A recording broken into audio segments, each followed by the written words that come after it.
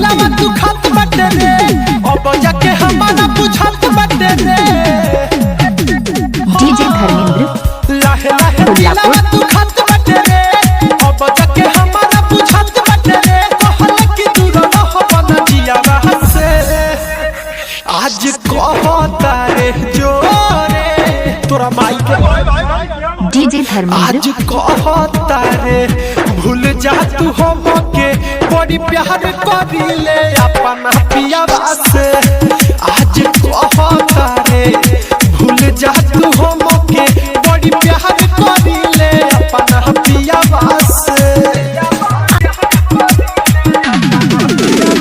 तनी न तोरा लाज बाटे पता चलल हमरा आज बाटे कोइले काहे बना बात जिंदगिया बोलू ना ये में कराज बाटे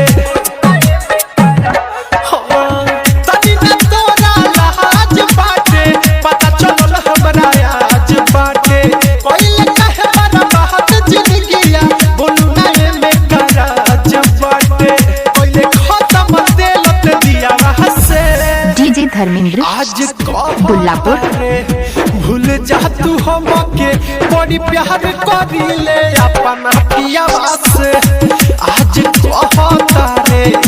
भूल जा तू हमके बड़ी प्यार करिले अपना पियावा से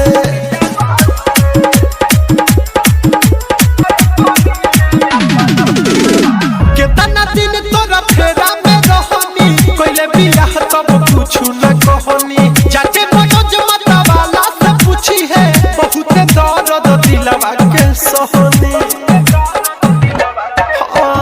केतना दिन तोरा फेरा में रहनी कोइले बियाह तब कुछु न कहनी से सनत सारा मिला से पूछी है बहुत दर्द दिलवा के सहनी सारा बात कहे सोनू भैया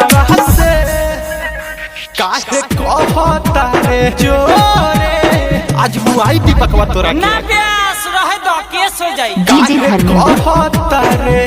भूल जा तू हमके बड़ी प्यार करिले अपना पियावा से आज